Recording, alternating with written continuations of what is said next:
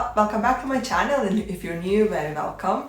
I'm Gintara and this is my orchid channel. Today is going to be the last episode of my orchid collection series, and this video is about this Tolumnia Peach. So it's a very small orchid, and to be honest, Tolumnias are small orchids overall. I've actually got 3 pieces of that, so the other 2 are planted in here. So I got quite a big clump in one pot.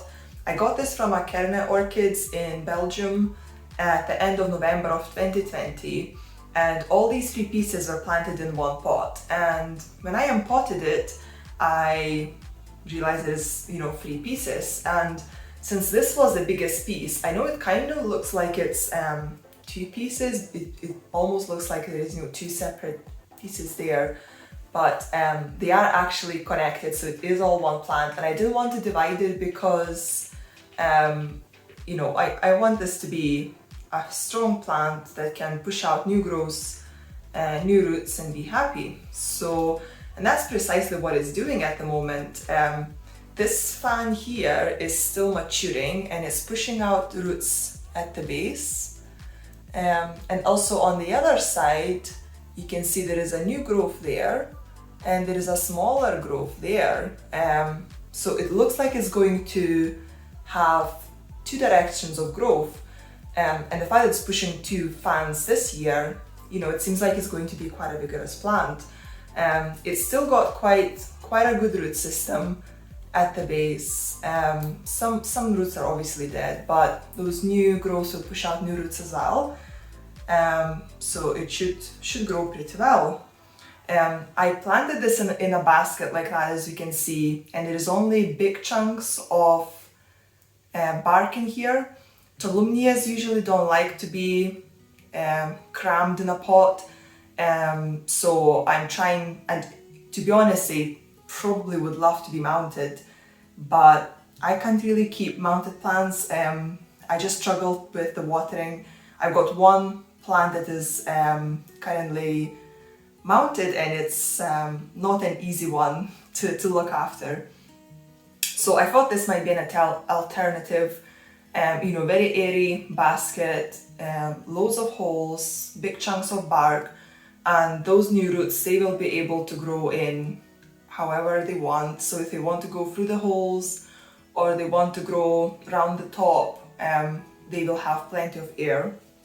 This smaller piece here, so there's 2 pieces in here, and as you can see, this one on this side is quite limpy and getting desiccated, and to be honest, I thought it's not going to do much, but it's actually pushing out 2 growths. I'm trying to figure out what would be the best way to show.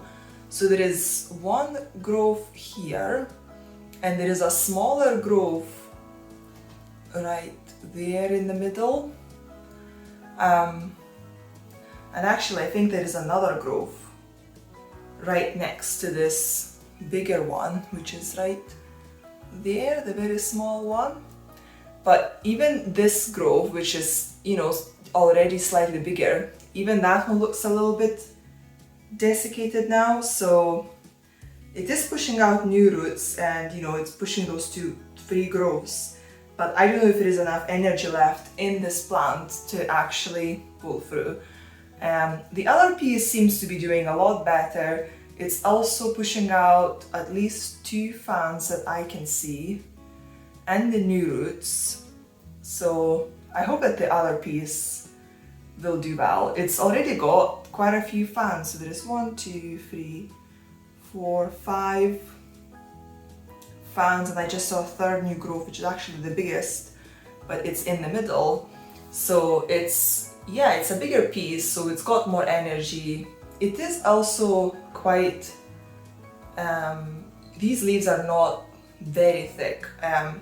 They should be almost like in a triangle shape throughout the leaf. So, and they are more, they are quite thin compared to kind of even to this biggest piece. So they are getting desiccated a little bit, so I think I maybe just need to water them a little bit more, which is also a bit of a hit and miss because these guys like to have a very distinct wet-dry cycle, so they want to have their roots dry for a couple of days. But if I keep the roots dry for a couple of days, then they start desiccating, so I think I maybe just need to water them more than that. Given that my humidity is not too high and it's not constant, it can't really get much humidity from the air, so it really needs to get all the humidity through the roots, and I think maybe that's why it's just not as happy as it can be. So I will try and water it a little bit more to see what happens. I initially saw this Tolumnia Peach on Roger's Orchids YouTube channel, and he said, more than once, that this is his favorite Tolumnia, and then he showed the photos of the blooms. I really like them as well, so it so happened that I found this Tolumnia on this nursery website. I actually wanted to get their fertilizer, but I thought since I'm paying for the shipping, I'll just throw a couple orchids in there as well. So I got my Leptotes bicolor and this Tolumnia Peach together in the order. And yeah, I'm quite happy that, I actually got 3 plants rather than 1. So even if this one plant is not going to pull through, I will still have 2 pieces. So I'll be able to maybe share one with someone else and have one for myself. And I'm hoping it will bloom soon, at least this biggest piece, because it seems fairly big and quite vigorous, throwing the new growth out in different directions. So I think it should be big enough for blooms. So I'll keep you guys updated from now on how I'm getting on with these Tolumnias. And yeah, if they bloom, I'll definitely do a video on that. So that's it for this video, and as I said, this is the last video of my playlist that I put together for my orchid collection history series, because the other plants that I got after these I have filmed unboxings, so you will be able to find them on my channel. And if you want to follow the journey from the start, you've got there are all the videos there available. So I hope you guys enjoyed it. If you did, please give it a thumbs up to support the channel, and if you haven't subscribed yet, please do that. It really helps me a lot, and I'll see you all later. Bye!